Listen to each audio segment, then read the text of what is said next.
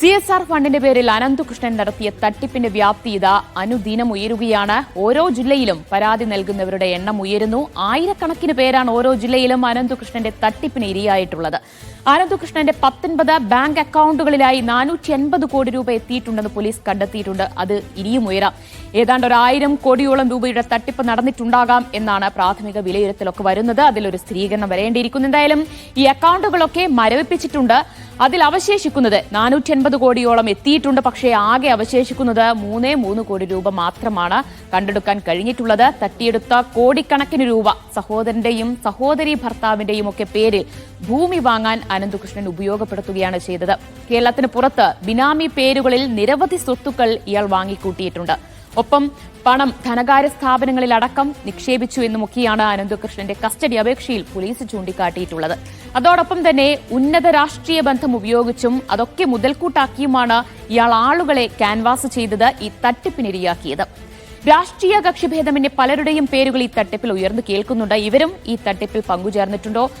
രാഷ്ട്രീയ നേതാക്കളുടെ അറിവോടുകൂടിയായിരുന്നോ ഈ കോടികളുടെ തട്ടിപ്പ് നടന്നത് എന്നൊക്കെ ഇനി കണ്ടെത്തേണ്ട കാര്യങ്ങളാണ്. നമുക്ക് അന്വേഷണത്തിന്റെ പുരോഗതി നോക്കാം. സിജോ വി ജോൺ കൊച്ചിയിൽ നിന്ന് വിവരങ്ങൾ നൽകും. സിജോ, അനന്തകൃഷ്ണന്റെ രാഷ്ട്രീയ ബന്ധത്തെക്കുറിച്ചാണ് ഇപ്പോൾ ഏറ്റവും കൂടുതൽ ചർച്ചകൾ നടക്കുന്നത്. ഈ രാഷ്ട്രീയ നേതാക്കൾക്കൊക്കെ തട്ടിപ്പിൽ പങ്കുണ്ട്, അവരുടെ അറിവോടുകൂടിയാണ് എന്ന ഒരു വിലയിരുത്തലിലാണോ പോലീസ് ഉള്ളത്?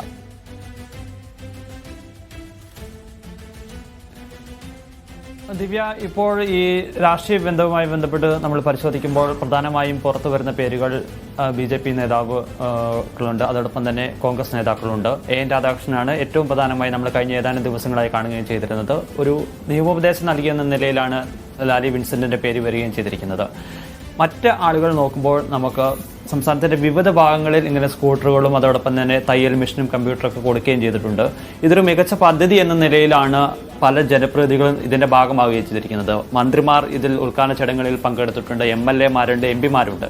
അങ്ങനെ ഇത്തരം ജനപ്രതിനിധികളെ ഫലപ്രദമായി ഓരോ സ്ഥലങ്ങളിൽ കൊണ്ടുവന്ന് അങ്ങനെ ആളുകളെ ആകർഷിക്കുന്ന രീതിയിലേക്ക് ഈ പദ്ധതി മാറ്റുകയാണ് ചെയ്തിരിക്കുന്നത് എന്നുള്ളതാണ് നമുക്ക് പൊതുവെ നോക്കുമ്പോൾ കാണുന്നത്. പക്ഷേ ഇനി ഈ ഇന്നത്തെ കസ്റ്റഡി അപേക്ഷകൾ നമ്മൾ പരിശോധിക്കുമ്പോഴാണ് ഉന്നത രാഷ്ട്രീയ ബന്ധമുണ്ട്, അത്തരം സ്വാധീനങ്ങൾ ഇയാൾ കൃത്യമായി ഉപയോഗിച്ചിട്ടുണ്ട് എന്നുള്ള കാര്യങ്ങളിലേക്ക് പോലീസ് വ്യക്തമാക്കുകയും ചെയ്യുന്നത്. പക്ഷേ ഇത് ആരൊക്കെയാണ്, ഏത് തരത്തിലാണ് ഈ ബന്ധങ്ങൾ പോയിക്കുന്നത്, സാമ്പത്തികപരമായ എന്തെങ്കിലും ഇടപാടുകൾ നടന്നിട്ടുണ്ട് എന്നുള്ള കാര്യങ്ങളിലേക്ക് പ്രാഥമിക ഘട്ടത്തിൽ പോലീസിന് വിവരങ്ങളില്ല. അത് കൃത്യമായി പരിശോധിക്കണം എന്നുണ്ടെങ്കിൽ, വിവരങ്ങൾ ലഭ്യമാകണമെന്നുണ്ടെങ്കിൽ തുടർ പരിശോധനകൾ വരേണ്ടതുണ്ട്. ഇയാളുടെ അക്കൗണ്ട് വിവരങ്ങളെ സംബന്ധിച്ച് പൂർണ്ണമായ വിവരങ്ങൾ ബാങ്കുകളിൽ നിന്ന് ലഭ്യമാകേണ്ടതുണ്ട്. അതിന്റെ കാര്യങ്ങൾ ഇപ്പോൾ പോലീസ് നടത്തിക്കൊണ്ടിരിക്കുകയും ചെയ്യുന്നുണ്ട്. പ്രാഥമിക ഘട്ടം എന്ന നിലയിലാണ് ഇപ്പോൾ ഇയാളുടെ അക്കൗണ്ട് ഫ്രീസ് ചെയ്തിരിക്കുന്നത്.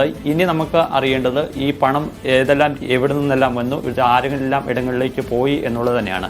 എന്തായാലും ഇപ്പോൾ പോലീസിന് ഒരു കാര്യം മനസ്സിലാവുന്നത്, പല ആളുകൾക്കും ഇതിന്റെ രാഷ്ട്രീയപരമായി പാർട്ടികളുമായി ബന്ധമുള്ള ആളുകൾക്ക് പല ആളുകൾക്കും ഇതിന്റെ ബെനിഫിറ്റ് നേടിയിട്ടുണ്ട് എന്നുള്ളത് തന്നെ ഒരു വിവരങ്ങളുണ്ട്. പക്ഷേ അത് കൃത്യമായൊരു തെളിവുകളിലേക്ക് എത്തണമെന്നുണ്ടെങ്കിൽ കൂടുതൽ പരിശോധനകൾ ലഭ്യമാകേണ്ടതുണ്ട്. ഇനി അടുത്ത ദിവസങ്ങളിൽ തന്നെ ഇതുമായി ബന്ധപ്പെട്ട് കൂടുതൽ വ്യക്തത വരുമെന്നാണ് നമ്മൾ പ്രതീക്ഷിക്കുന്നത്. ഇന്നാണ് അനന്തകൃഷ്ണനെ പോലീസ് 5 ദിവസത്തേക്ക് കസ്റ്റഡിയിൽ വാങ്ങുന്നത്.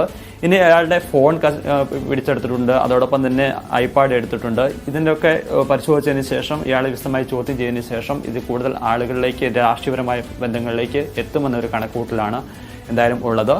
ആ ഒരു അന്വേഷണം തന്നെയാണ് പോലീസ് നടത്തിക്കൊണ്ടിരിക്കുന്നത്. ഇനി പോലീസ് എന്ന അന്വേഷണത്തിൽ ഇപ്പോൾ അധികം ആരും പ്രതികളായിട്ടില്ല.